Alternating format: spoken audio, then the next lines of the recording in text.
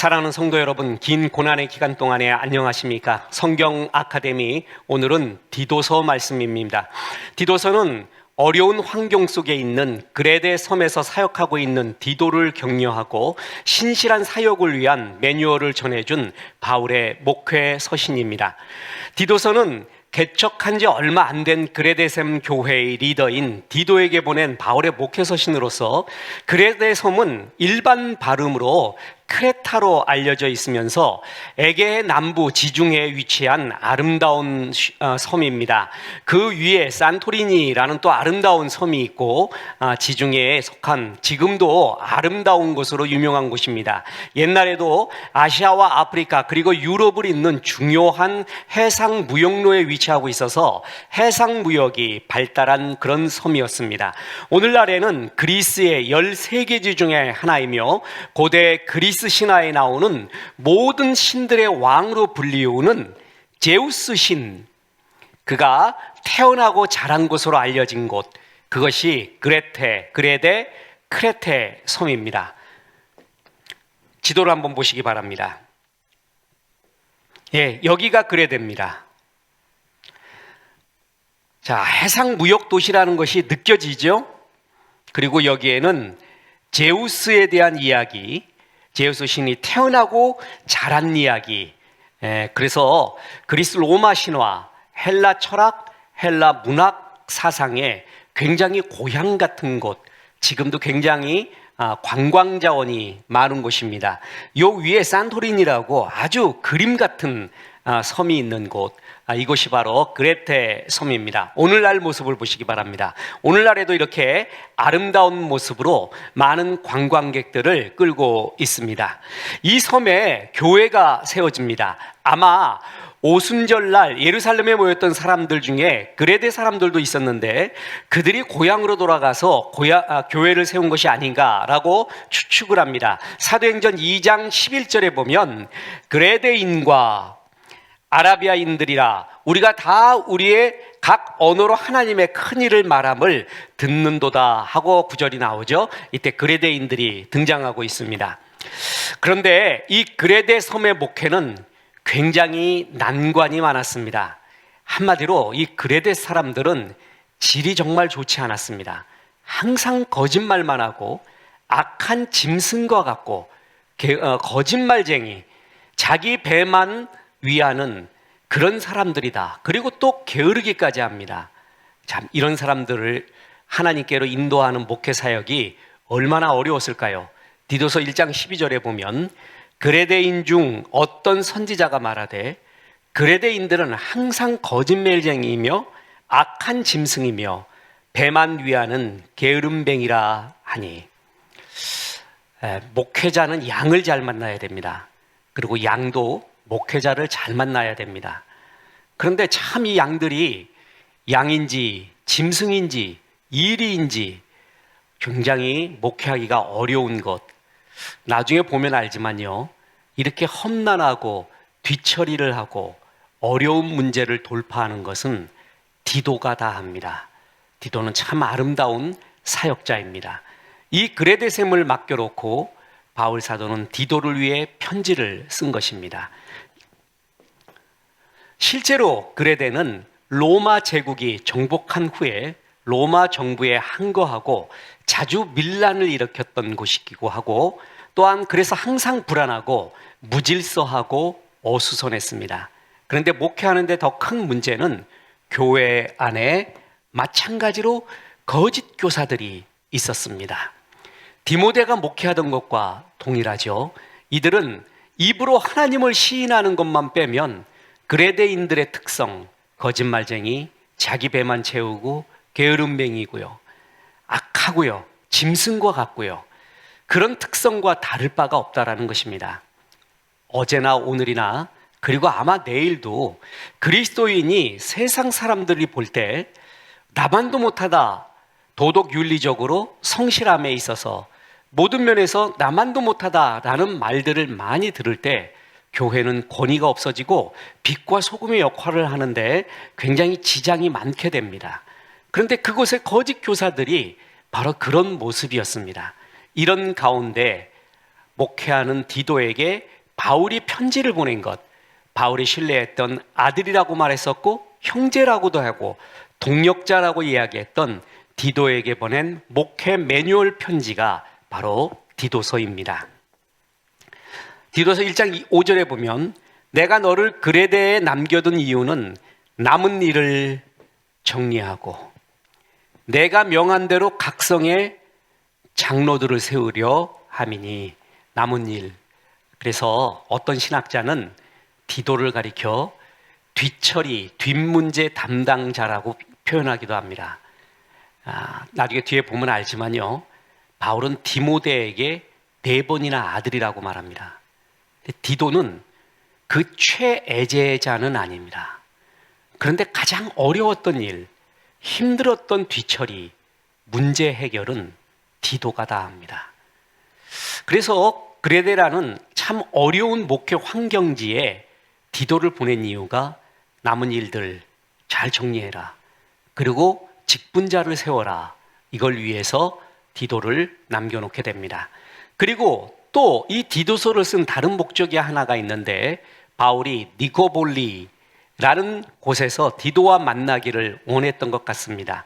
순회 전도를 하고 있었던 바울은 겨울 기간 동안에 니고볼리에서 지내기로 했는데 이 도시는 아테네 북서쪽에 위치한 해안 도시 중 가장 큰 도시였습니다. 바울은 아마도 이곳에서 디도와 함께 복음을 전할 거나 아니면 함께 서쪽으로 전도 여행을 떠나기를 원했던 것 같습니다. 그래서 다른 사람을 보내마, 아데마나 두기고 같은 사람을 보낼 테니까 니고볼리로 와달라고 요청합니다. 디도서의 대부분은 디도가 니고볼리로 오기 전까지 이 어려운 환경 속에서 감당해야 될 목회에 대한 권면들로 가득 차 있고, 아마도 디도는 그레데 섬에서 목회하다가 소천한 것 같다라고 성경학자들은 추측하고 있습니다. 자, 디도는 참 멋진 존재입니다. 제가 신약 성경에서 참 존경하는 인물들이 여럿 있는데 물론 바울은 제외하고요. 바울을 바울되게 했었던 사람이 있었죠. 바나바. 그리고 많이 주목받지 못했지만 자기의 역할을 정말 충실하게 했던 디도. 이런 사람은 참 존경하는 인물입니다. 이 디도는 이방인이었다가 그리스도인이 된 자입니다. 갈라디아서를 보면은 바울이 헬라인 디도를 억지로 할례를 받지 않게 했다라는 구절이 나옵니다. 자, 보세요. 갈라디아서 2장 3절에 보면 그러나 나와 함께 있는 헬라인 디도까지도 억지로 할례를 받게 하지 아니하였으니, 어떤 사람은 할례를 받게 했고요, 어떤 사람은 할례를 받지 않게 하였습니다. 오히려 그것이 사역하는 데 더 도움이 된다 하여서 할례 받지 않았습니다. 할례는 뭐죠? 구약의 율법에 의하면 하나님 자녀의 표식이기도 했습니다. 그런데 예루살렘 공의회가 열리면서 바로 이 할례를 반드시 받아야 구원을 받느냐 안 받느냐 이 얘기를 논할 때 바울 사도는 자기의 제자인 디도, 헬라인 디도에게 할례 받지 않게 했다. 그런데 사역 잘하고 있지 않는가? 할례가 구원의 필수는 아니다 라는 것을 간접적으로 증명하는데 바로 이런 모습을 사용했던 것을 볼 수가 있습니다. 자, 이렇듯 디도는 헬라인이었다가 하나님의 자녀가 된 사람이었고요. 디도는 참 좋은 성품을 갖고 있었습니다. 또 하나 화평케 하는 능력이 있었고요. 담대함이 있었습니다. 이 모든 걸 갖춘, 삼박자를 갖춘 게 디도였습니다. 디도는 사도 바울이 고린도 교회에 정말 속상했죠. 진짜 바울 사도가 골치 아팠다고 여겼던 교회들이 몇 있는데 그 중에 하나가 고린도 교회, 또 하나가 지금 이 그레데 교회입니다. 고린도 교회를 호되게 꾸짖는 내용이 담긴 고린도서를 보내게 됩니다. 그 고린도서가 눈물로 쓴 편지라고 이야기할 정도가 되죠. 이 편지를 전달한 제자, 그가 디도입니다. 그는 바울과 교회 사이에 발생한 분쟁의 조전자 역할을 했습니다. 고린도 교회로 보낸 바울의 편지에는 아주 통렬한 내용이 포함되어 있죠. 그래서 심하게 꾸짖는 내용이 들어가 있어서 자칫 오해와 더 큰 분쟁을 초래할 수도 있었습니다. 그런 편지를 전달하고 사태를 수습한 사람, 그 사람이 바로 디도였습니다. 아십니까? 그 전에 디모데가 가지고 갔습니다. 디모데는 해결하지 못합니다. 그런데 이걸 해결한 사람이 디도였습니다. 바울은 디모데가 실패하고 이제 디도가 어떤 소식을 가지고 오는가 노심초사하면서 소식을 기다리고 있었습니다. 그런데 기쁜 소식을 디도가 가지고 온 거예요. 그러면서 안심을 하게 됩니다. 디도는 이런 담대함과 성품이 아름다웠습니다. 그래서 쉽지 않은 그레데 섬의 목회를 감당할 수 있었을런지도 모릅니다.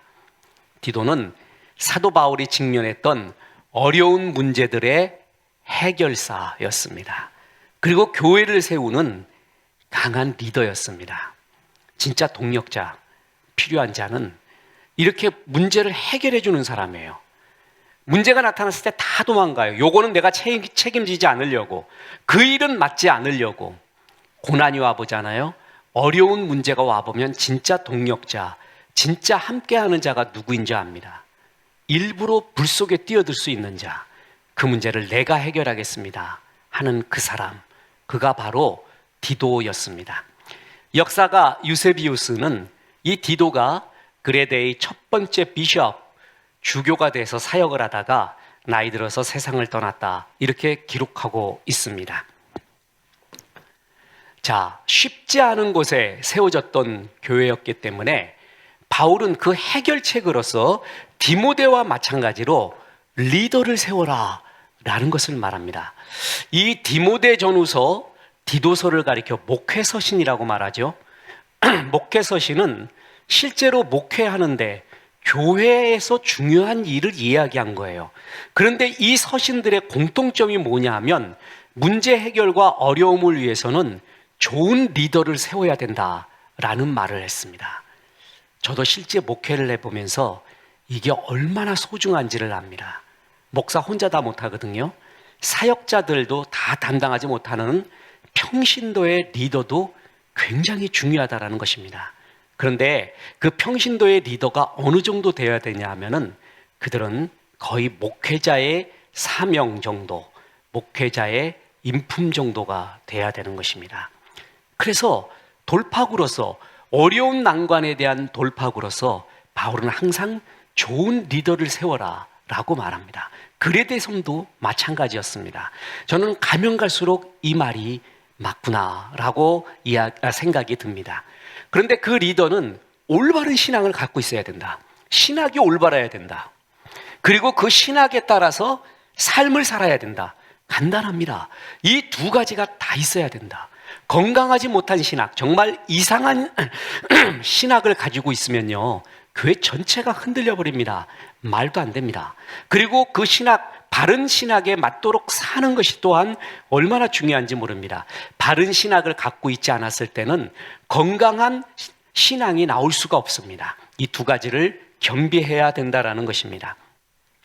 그리고 그레데의 역사적 배경, 그곳 사람들의 기질을 염두고 사람 세울 때는 싸움 딱 기질이 있는 사람 세우지 말고 온순한 사람, 그래서 모든 사람을 온유하도록 대하도록 가르칠 것이 중요하다라고 어떤 사람, 어떤 기질의 사람을 세우라는 것까지 얘기해 줍니다. 디도서 3장 2절에 보면 아무도 비방하지 말며 다투지 말며 관용하며 범사의 온유함을 모든 사람에게 나타날 것을 기억하게 하라. 부드러운 사람 세워라. 싸우기 좋아하는 사람들 사이에 싸우기 잘하는 사람 세워버리면 완전 싸움판이 됩니다. 바울은 참 세밀하게 목회에 대한 이러한 계획, 매뉴얼을 전해줍니다. 자, 그래서 디도서 보면은요, 바른 교훈을 가져야 된다. 바른 교훈을 행해야 된다. 자격이 있는 직분자 세우는 것이 그레데셈 목회에서 아주 중요하다. 그러면서 그들을 통해 거짓 교사들을 막아라. 바른 교훈에 합당한 말을 하고 또한 합당한 삶을 사는 것이 중요하다. 그러면서 모든 성도와 리더들에게 바른 신앙 가지고 있어라. 바른 신앙의 말을 해라. 바른 신앙에 합당한 삶을 살아라. 그럼으로써 팽배하고 있는 거짓 교사들의 거짓 신학, 거짓 삶을 막아라 라고 이야기하고 있습니다. 아름다운 삶을 사는 사람을 보잖아요. 늘 불평하는 사람, 나만 왜 이래. 제가 요번에 엊그제 보내드린 경건 이메일이 나만 왜 그래 라는 사람에게 라는 제목이었는데요. 나만 왜 그래 라고 특수성에 착각에 빠져 있는 사람도 많죠. 그런 사람이 자신보다 더 어려운 환경에 있지만 너무나 아름답고 멋진 신앙생활하는 걸 보잖아요. 그러면 아무 할 말을 잊어버립니다. 부끄럽습니다.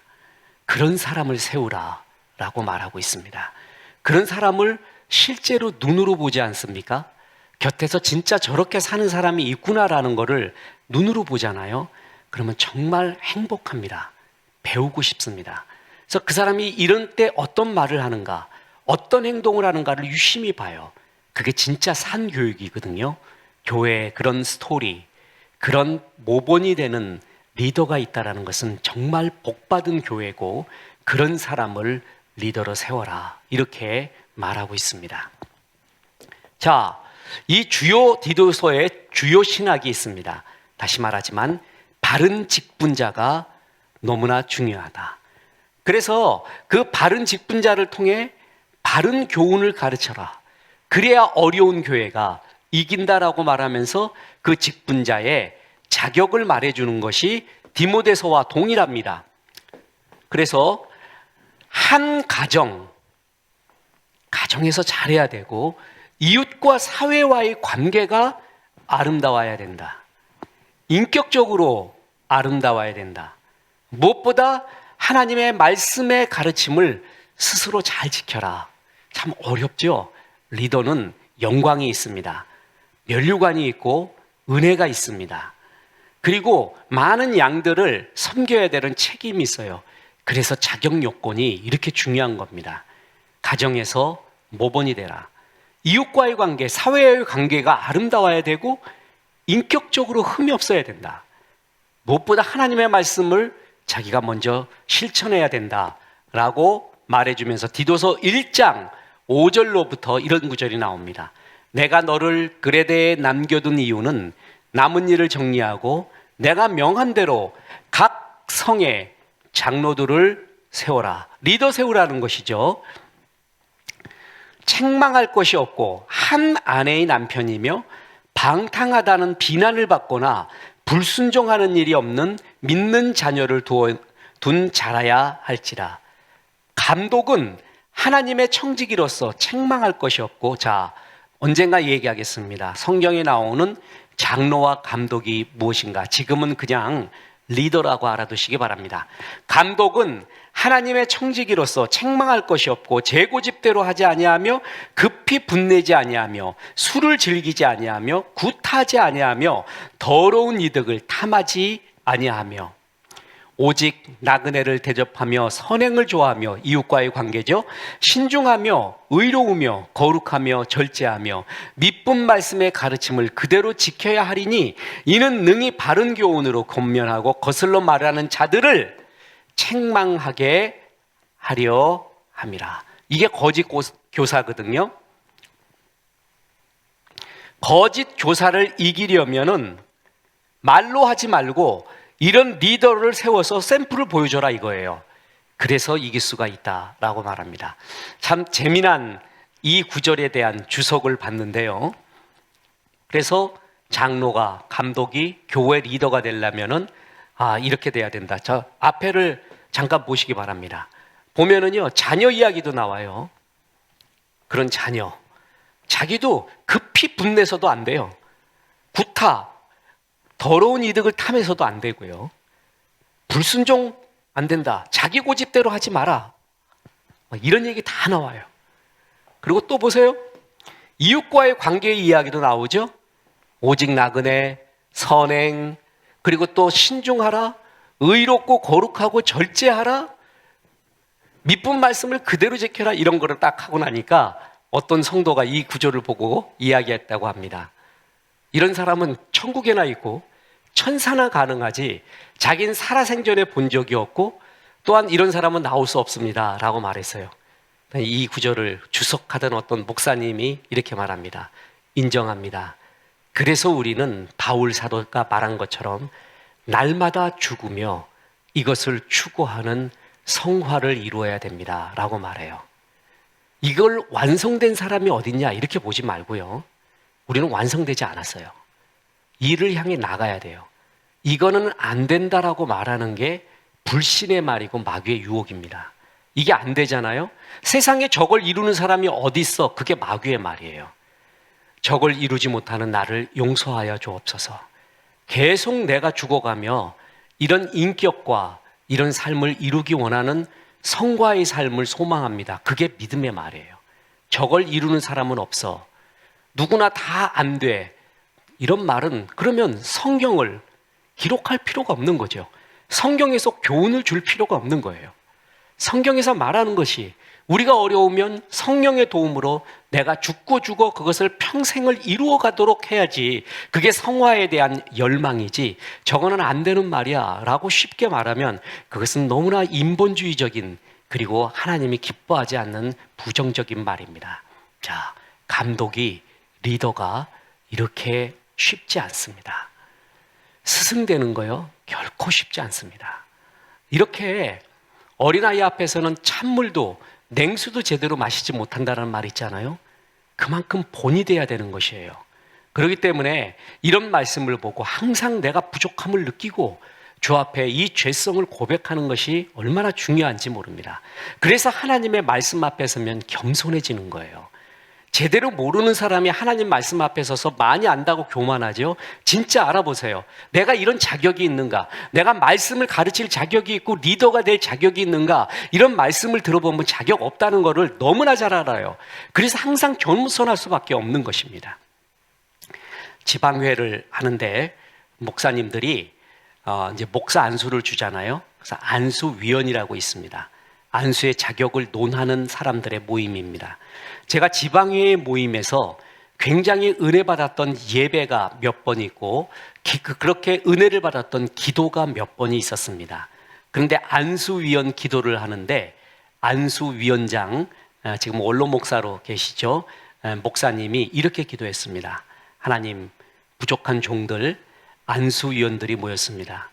저희들이 어떻게 자격을 논할 수 있는 사람들이겠습니까? 이렇게 시작을 해요. 거기에 얼마나 은혜를 받았는지 몰라요.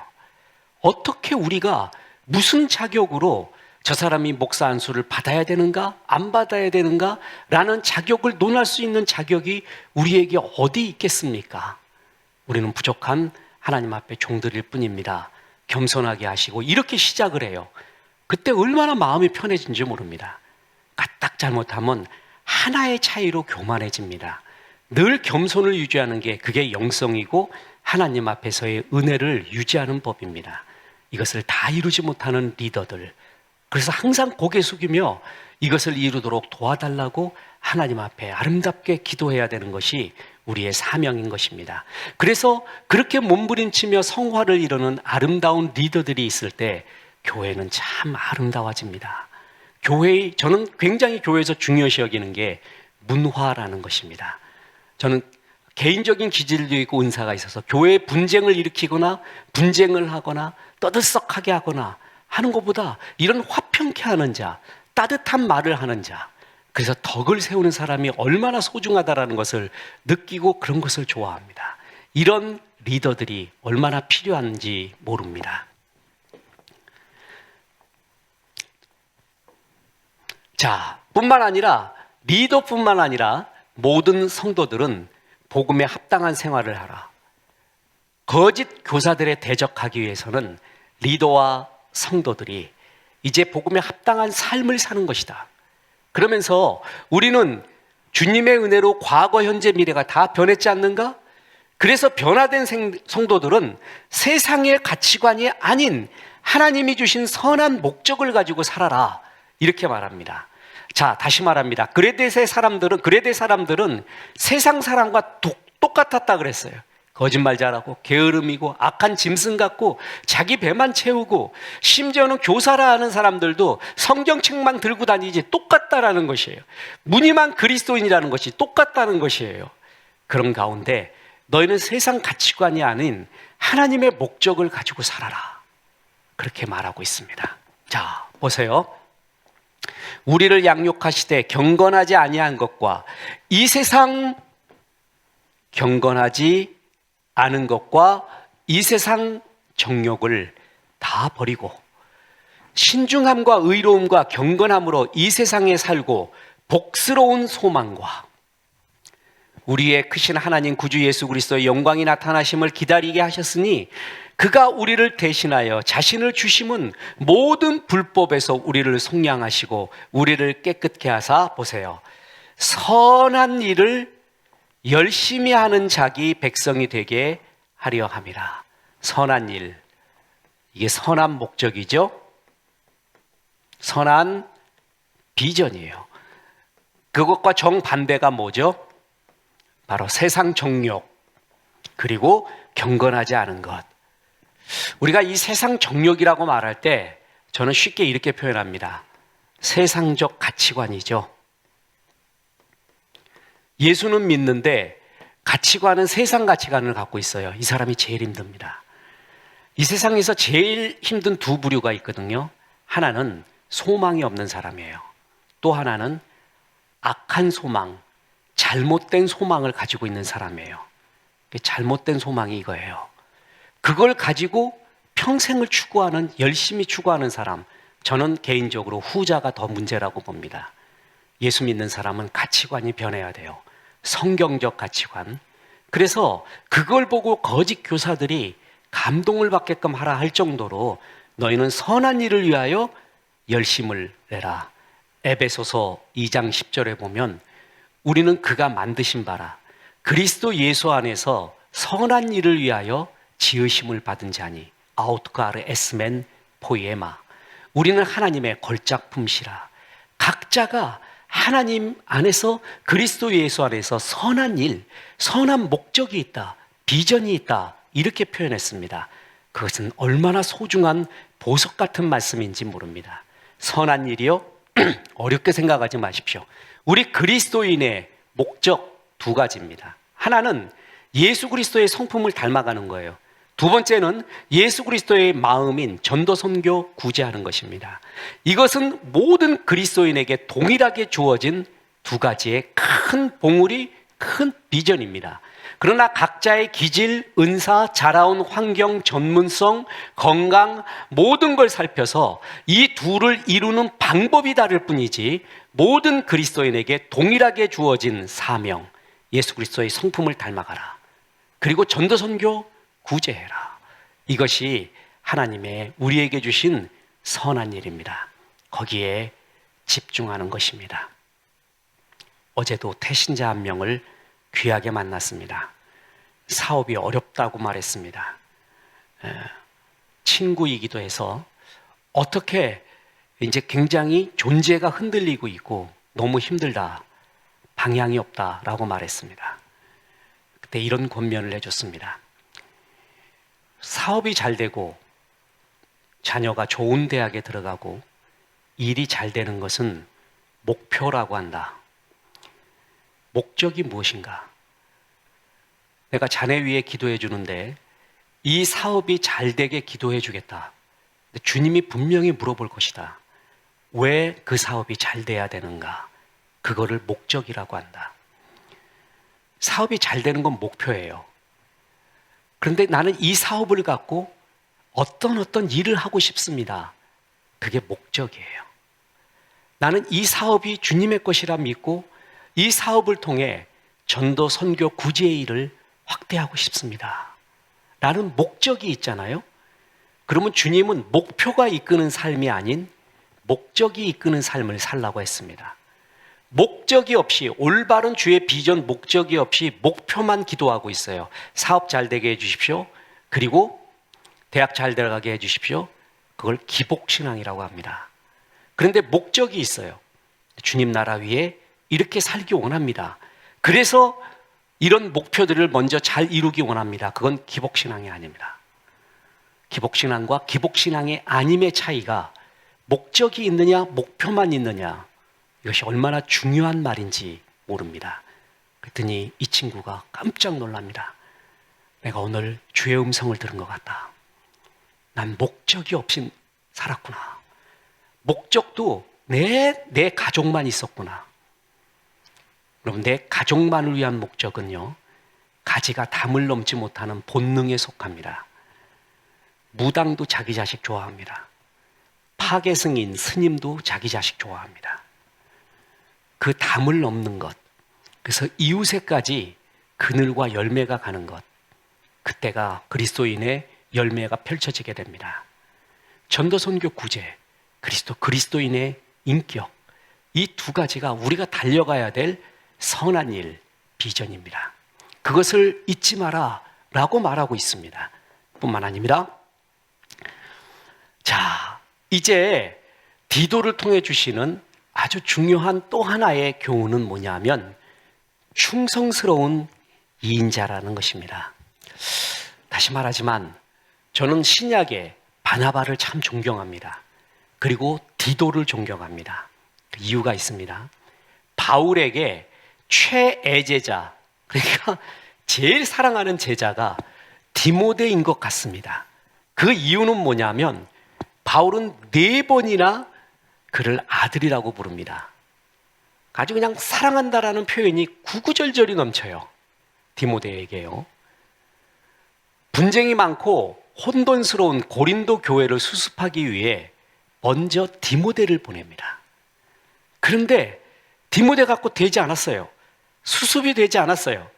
그때 누구를 보내냐 하면 디도를 보내게 됩니다. 그리고 이 디도 이후 고린도가 변화되었다라는 소식에 바울 사도는 무척이나 기뻐합니다. 어떻게 해결했는지 모르겠습니다. 그리고 그 바울이 전해준 편지는 굉장히 어찌 보면은 좀 거친 편지였습니다. 이 편지 때문에 분쟁과 싸움이 일어날 수도 있었습니다. 그거를 가지고 가요. 얼마나 괴롭습니까? 그죠? 그런데 그때 그것을 멋지게 해낸 것이 바로 디도였습니다. 디도는 거의 무명의 사역자입니다. 아마 제가 조금 과장을 조금 해서요, 오늘 디도를 처음 들은 사람도 있을 것입니다. 디모데는 많이 들었죠? 디도는 숨겨진 이인자였습니다. 그런데 그는 문제 해결사였습니다. 그것도 어려운 문제 해결사였고요, 변화를 일으키는 담대한 사람이었습니다. 디모데는 성경으로 추측해 볼 때 좀 소심했던 것 같아요. 좀 그런 면들이 분명히 있거든요. 그런데 이 디도는 담대했습니다. 그러면서도 부드러웠습니다. 그리고 일을 맡겨놓으면 해결했습니다. 참 이게 멋져요. 남자다워요. 남자다운 남성성과 여성성을 같이 갖춘 것. 고린도 교회도 참 힘든 곳이었는데 그레데 더 힘든 곳이었습니다. 바로 이 고린도와 그레데라는 가장 거친 곳을 디도에게 맡기게 됩니다. 그리고 디도는 그 맡기면 그 일을 다 멋지게 해결해 버립니다. 디도는 정말 본받아야 될 아름다운 영성의 소유자, 그러면서도 최애제자의 자리에는 오르지 못했지만 자기의 삶을 다 하고 있는 모습, 참 이것이 바나바와 같은 모습이구나 라고 느낄 때가 많이 있습니다. 바로 이러한 아름다운 일꾼 디도가 그리워지는 이 세상, 우리 또한 그런 디도같이 살아야 되는 주의 사명을 오늘 우리에게 말씀해 주는 것 같습니다. 그래서 바나바와 같이, 디도와 같이 주께서 맡겨준 일 멋지게 해결하고, 이인자로 있지만 가장 아름다운 이인자로서 주님 나라에서는 가장 아름다운 칭찬을 받는 사역자가 되기를 주 예수의 이름으로 축원합니다. 기도하겠습니다.